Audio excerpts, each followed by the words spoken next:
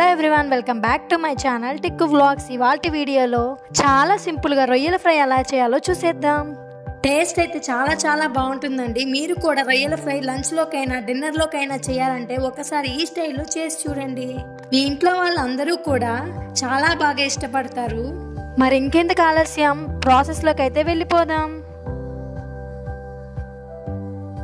ఇక్కడ నేను prawns fry చేయడానికి కేజీ ప్రాన్స్ని పొట్టు వలిపించేసి అయితే తెప్పించానండి.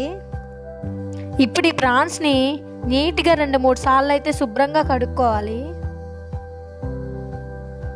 నీళ్ళన్నీ వంపేసి తీసుకుంటున్నాను. ఇలా క్లీన్ చేసిన రొయ్యలకి పసుపు ఉప్పు వేసి బాగా కలిపి రొయ్యలకు పట్టించి ఒక అరగంట పాటు ఫ్రిడ్జ్లో అయితే పెట్టండి.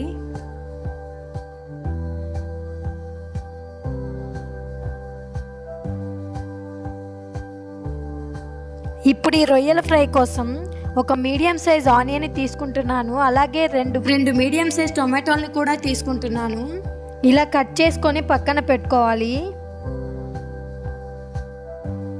తర్వాత స్టవ్ ఆన్ చేసి ఒక కడాయిని పెట్టుకొని అందులో 4 టేబుల్ స్పూన్ల ఆయిల్ని వేసి ఆయిల్ హీట్ అయ్యాక పోపు దినుసుల్ని వేసుకొని 2 రెమ్మల కరివేపాకు అలాగే ముందుగా కట్ చేసి పెట్టుకున్న ఆనియన్ని కూడా వేసుకొని బాగా కలుపుకోవాలి.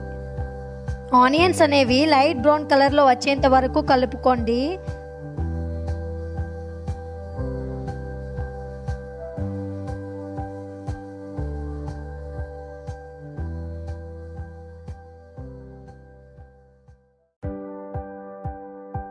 ఇందాక నేను కట్ చేసిన టొమాటోస్ని మిక్సీ పట్టించాను, ఎందుకంటే ఇలా అయితే మనకి టేస్ట్ అనేది బాగుంటుందని.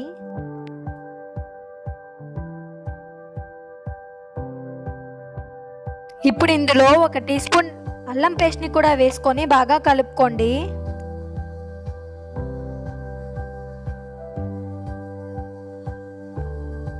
టొమాటో పేస్ట్ అనేది బాగా ఉడికాక ముందుగా రీఫ్రిజిరేట్ చేసి పెట్టుకున్న ప్రాన్స్ని వేసి మరోసారి కలుపుకోండి.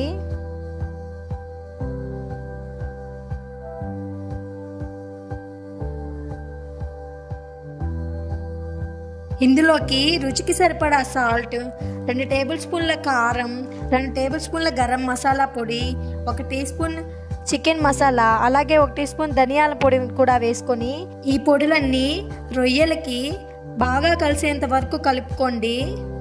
ఇప్పుడు ఇందులోకి 1.5 గ్లాస్ నీళ్ళని అయితే పోసుకోవాలి. ఒక 5 నిమిషాలు మంటని లో ఫ్లేమ్లో పెట్టుకొని మూత పెట్టుకోవాలి.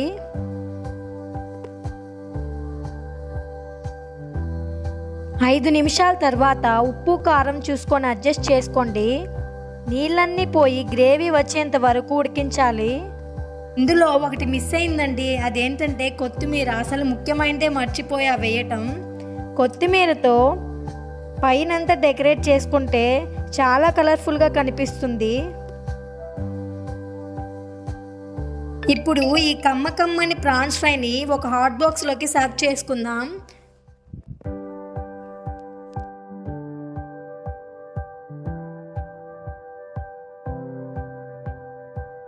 ఈ ఫ్రైని మనం అన్నంలోకి కానీ చపాతీలోకి కానీ చాలా టేస్టీగా తినేయచ్చు. ఇంతే ఫ్రెండ్స్, ఈ ప్రాన్స్ ఫ్రై అయితే చాలా ఈజీగా అయిపోద్ది. మీరు తప్పకుండా చేసి చూడండి. Thanks for watching. For more interesting videos please like, share, comment and subscribe to our channel.